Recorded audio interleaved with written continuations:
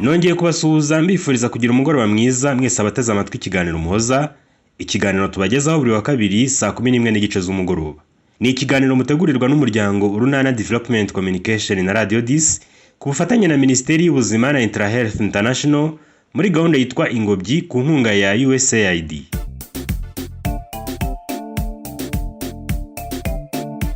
Mu kiganiro Umuhoza giheruka twaganiriye ku ihohoterwa rikorerwa abangavu ndetse rimwe na rimwe rikabaviramo gutwara inda zitifuzwa. Twabonye bimwe mu bibazo bari abana bahura nabyo, uruhare rw'imiryango yabo mu gutuma bahohoterwa n'icyakorwa kugira ngo ririya hohoterwa ryirindwe, byaba bikozwe na nyir'ubwite, umuryango avukamo ndetse n'umuryango nyarwanda muri rusange. Mu kiganiro cyo kuri uyu mugoroba turongera kugaruka kuri insanganyamatsiko, aho tuza kureba icyo umwana w'umwangavu we yakora kugira ngo agerageze gukumira ihohoterwa yakorerwa nubwo bishobora no kumubaho nta ruhare yabigizemo. Turaza gusanga kandi iri hohoterwa ridakorerwa abana b'abakobwa gusa, kuko n'abahungu ribageraho, buri mubyeyi akaba asabwa kuba maso. None si iryo hohoterwa riramutse ribaye bwo hakorwa iki kandi umubyeyi yakwitwara ati? Byose ni mu kiganiro Umuhoza mwateguriwe na Bonane Jean Emmanuel. Nyuma yo gusobanurirwa ihohoterwa rikorerwa abana b'abangavu mu kiganiro giheruka, ndetse tukanasobanurirwa uruhare abagize umuryango abarizwamo bashobora kubigiramo mu buryo bumwe cyangwa ubundi, ubwo tugiye gutangira dusobanurirwa uruhare umwana w'umukobwa akwiye kugira ngo akumire ihohoterwa ashobora guhura naryo.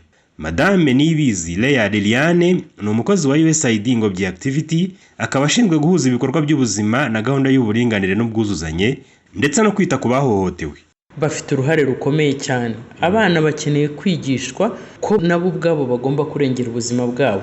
Icyambere bakwiriye kumenya ubuzima bwabo, bakamenya ubuzima bw'imyororokere, bakamenya imihindagurikire y'imisemburo igihe imisemburo itangiye guhinduka bageze mu bwangavu, bakamenya ko hari igihe iyo misemburo ishobora gutuma bagira ubushake bwo gukora imibonano mpuzabitsina. Bakanamenya rero uko bakwitwara kugira ngo birinde. Ikindi cya kabiri bakwiriye kwiga kunyurwa n'ibyo bahawe n'ababyeyi babo, ntibararikire ibyo babonanye abandi kandi wenda ababyeyi babo badashoboye bo kubibona. Icya gatatu, urubyiruko rwabo bushkwiriye kugira uruhare rwo gufashanya. Nibabona hari undi mugenzi wabo utanye, bakaba bashobora kumufasha, bakamugira inama, bakamugarura. Noneho umuryango, sosiyete imukikije, iyo uruhare ikwiye kugira n'uruhare. Kera ubundi umwana yabaga ari umwana w'umuryango. Umuntu wese ubonye umwana akoze ikintu kitari cyiza cyangwa agana ahantu hatamumereye neza, akaba yamucyahura akamugarura ati ariko ibyo si byo, nyuraha. Ubu rero sosiyete nyarwanda hari ikibazo gihari gikomeye cyane cyo kurebera no gusa naho ahubwo twigize ba ntibindeba. Ugasanga wenda hari nk'umusore aho ngaho cyangwa se undi ubona ko arimo yangiza abana. Bajya bakunda kuvuga ngo amabutike, umwana araje agiye muri butike afashe iki, arongeye aragiye, burakeye avuye ku ishuri nanone akatiye hahandi. Turabirebera ugasanga ahubwo aho kugira ngo tugire icyo dukora turavuga ngo uriya mwana kandi ejo baraba bamuteye inda, bikarangira bibaye koko twabirebaga kandi ntacyo twakoze. Ntekereza rero ko sosiyete nyarwanda yarayikwiriye gusubira ku ndangagaciro zo kurera no kumva ko umwana wese akwiriye kurerwa n'umubyeyi uwo ari we wese, kandi tukamenya ko n'amategeko ahana umuntu wese warebereye ihohoterwa rikorerwa umwana. Niba wamenye ko hariya hari umuntu ushaka gusambanya umwana cyangwa wamusambanyije ukabiceceka, ubundi itegeko nawe riraguhana. Njya nkunda kuvuga ngo amategeko aramutse akurikijwe nk'uko yanditswe, umwana yasambanywa bikamenyekana cyangwa yaterwa inda, hagakurikiranwa umurongo wose bagashakisha uwabimenye, abantu benshi bafungwa. Ariko rero ikiri ingenzi si ugufungwa, ahubwo icy'ingenzi no kumva responsibility cyangwa uruhare umuntu wese afite mu kurinda umwana. Uyu mubyeyi we yavuze ku ruhare abagize umuryango bagira kugira ngo ahabwe ubufasha akeneye, cyane cyane iyo byamuviriyemo gutwara inda imburagihe. Uruhare bagira cyane cyane ni ababyeyi usanga barindagije abana kandi bitari ngombwa. Ubwo ni ukuvuga ibyo bintu iyo bikubayeho nk'umubyeyi tubifata uko tubibonye, nta kubahungabanya, tubafata neza, ukamwakira nk'umwana wawe, ukamufata mu bandi bana kugeza igihe umujyaniye ku kigo nderabuzima kwa muganga, ukamushyikiriza umujyanama w'ubuzima, umujyanama w'ubuzima akamugeza kwa muganga, yamugeza kwa muganga byaba byiza no kubyara ukamwigisha uburyo bwo kubyarira kwa muganga. Cyane binyuze no ku bajyanama b'ubuzima n'abajyanama b'ubuzima cyane cyane baba baturi hafi. Ni igihe yabonye byakubayeho gutyo ukabimubwira we nk'umubyeyi, umujyanama w'ubuzima arakwegera akakubwira ukuntu ushobora kwitwararika, uko ushobora gufata umwana utamuhutaje, kuko nawe ntabwo aba ari wabyiteye.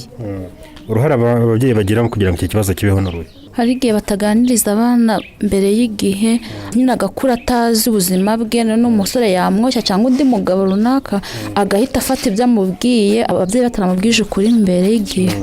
Ababyeyi babigirana n'urwango rwo kutagira abana babo inama z'uko bakwitwara, bigatuma nyine bagwa mu bishuko, hari ababigwamo batazi ibyo ari byo.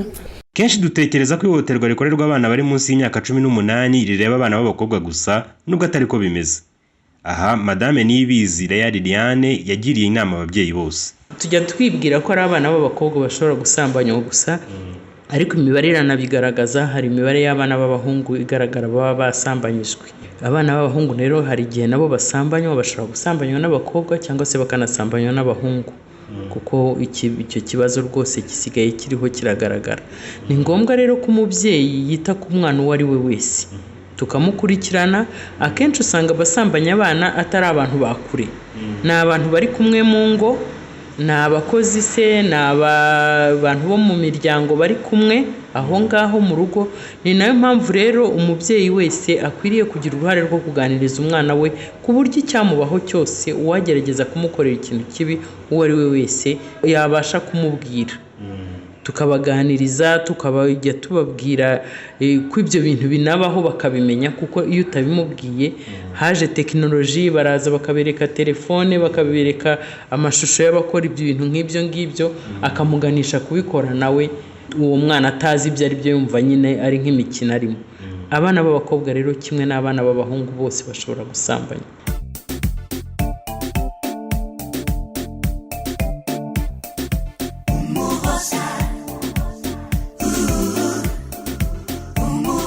Ushaho gusobanukirwa ibijyanye n'ubuzima.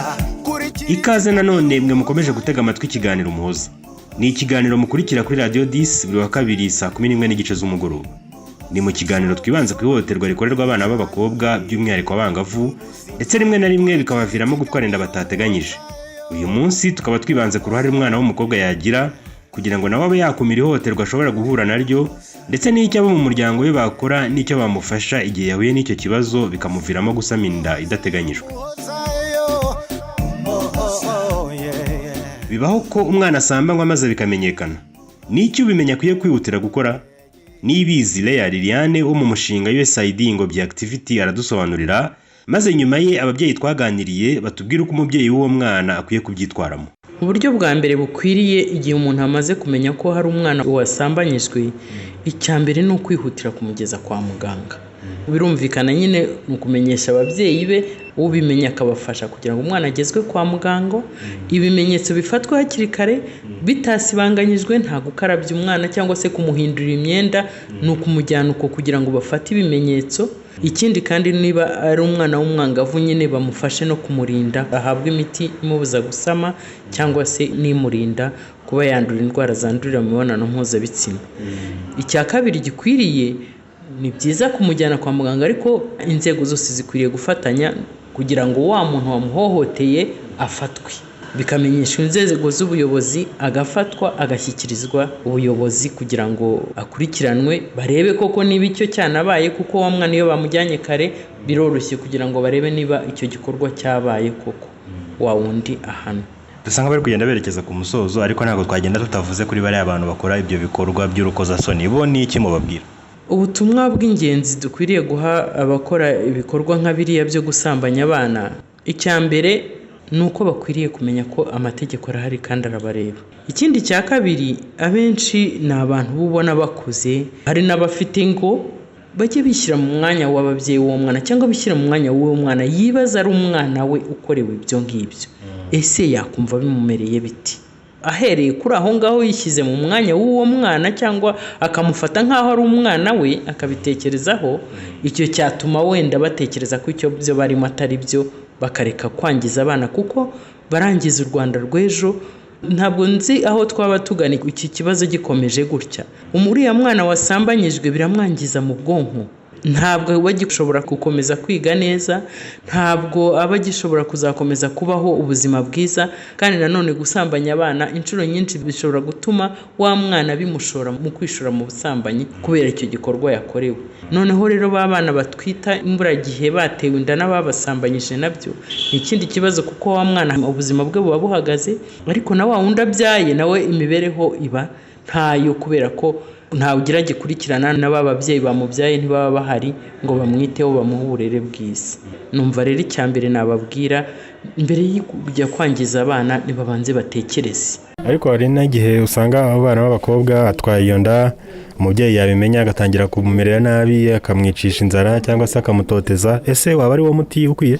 Oya, ntabwo ari wo muti w'ibibazo, kuko iyo umwana byamugendetseho, kuko umwana aba azabyarana u Rwanda rw'ejo, kandi iyo byamubayeho nta nubwo yayikuramo. Ugomba kumuhumuriza, ukamugira inama, cyane cyane akajya no kwa muganga, cyane cyane ubona n'abayobozi bwegejwe abaturage cyane, ugasanga umujyanama w'ubuzima mu mudugudu utuyemo uhita umwitabaza vuba na bwangu, ubwo akaguha inama zo kukuganisha kwa muganga. Wari nk'umubyeyi w'umwana ukamuhumuriza mu bibi no mu byiza, ubwo n'umujyanama bagafasha kuhozaho kugira ngo umwana aziyakire abyare n'umwana muzima. Asoza ikiganiro twagiranye, Niyibizi Leah Liliane agiriye inama ababyeyi bose ku bijyanye n'ihohoterwa rikorerwa abangavu, rimwe na rimwe bikanabaviramo gutwara inda zitifuzwa. Ubutumwa natanga ubwa mbere ndabuha ababyeyi dukwiriye kuba maso. Kurera ntabwo ari uguha gusa umwana ibyo akeneye, ariko ni ukumuha n'umwanya. Ndabizi dufite ibibazo bikomeye by'imibereho y'iki gihe, ababyeyi tuba tubyuka twirukanka tugenda dushakisha ubuzima, ariko dukwiriye kujya dushakisha igihe cyo kugira ngo tuganire n'abana bacu, tubabwire, tubarebe, tubakarabye, turebe ko nta kibazo bafite, kandi umwana ukamuganiriza. Umwana arumva iyo umuganirije, ushakisha uburyo umuganiriza neza kandi arabyumva bikamugirira akamaro. Ikindi cya kabiri, dushaka uburyo abana bacu batwizera. Hari igihe tujya mu bibazo ugasanga umuntu w'umunaniro, umwana yakwegera ukamushiha, ni bibi cyane. Dukwiriye gushyiraho uburyo abana bacu, sinzi gucreya relation hamwe n'abana bacu, gushyiraho iryo teme rituma umwana yumva yisanzuye ku mubyeyi, akaba yamubwira ibyo ari byo byose. Icya gatatu, twitondera abantu baba mu ngo zacu, tumenye uburyo tubakurikirana. Mwangavu nawe ngimbi, uri uw'agaciro. Irinda abagushukisha impano zitandukanye bagushora mu mibonano mpuzabitsina yakuviramo gutwara cyangwa gutera inda imburagihe, ndetse no kwandura indwara zandurira mu mibonano mpuzabitsina nka virusi itera sida n'izindi, maze bikangiza ejo hazaza hawe. Ibuka kandi ko gukora imibonano mpuzabitsina uri munsi y'imyaka 18, waba ubishaka cyangwa utabishaka, byitwa ihohoterwa rishingiye ku gitsina, kandi bikaba bihanwa n'itegeko. Niba bikubayeho, ihutire kubimenyesha umubyeyi, umurezi cyangwa polisi, kandi wihutire kugana ku kigo nderabuzima kikwegereye kugira ngo uhabwe ubufasha. Nawe mubyeyi wateze amatwi iki kiganiro, nibyo koko gutwita k'umwana wanyu bihungabanya umuryango, ariko ni ngombwa kumuba hafi no kumufasha kubungabunga ubuzima bwe n'ubwo umwana atwite, kugira ngo bimurinde kwifuza kuyikuramo n'ingaruka zabyo zirimo n'urupfu. Ikiganiro Umuhoza twabateguriye uyu munsi tugisoreje aha, kikaba ari ikiganiro mwagejejweho n'Urunana Development Communication na Radio 10 ku bufatanye na Minisiteri y'Ubuzima na Intrahealth International muri gahunda yitwa Ingobyi ku nkunga ya USAID. Uramutse ufite ikibazo cyangwa igitekerezo wifuza kutugezaho, wahamagara cyangwa ukohereza ubutumwa bugufi bwanditse kuri 07 81 52 35 45. Dusubikiye aha ikiganiro Umuhoza cy'uyu munsi, tubashimira kuba mwadukurikiye. Muramukiyeho, mwari kumwe na Bonane Jean Emmanuel. Umuhoza.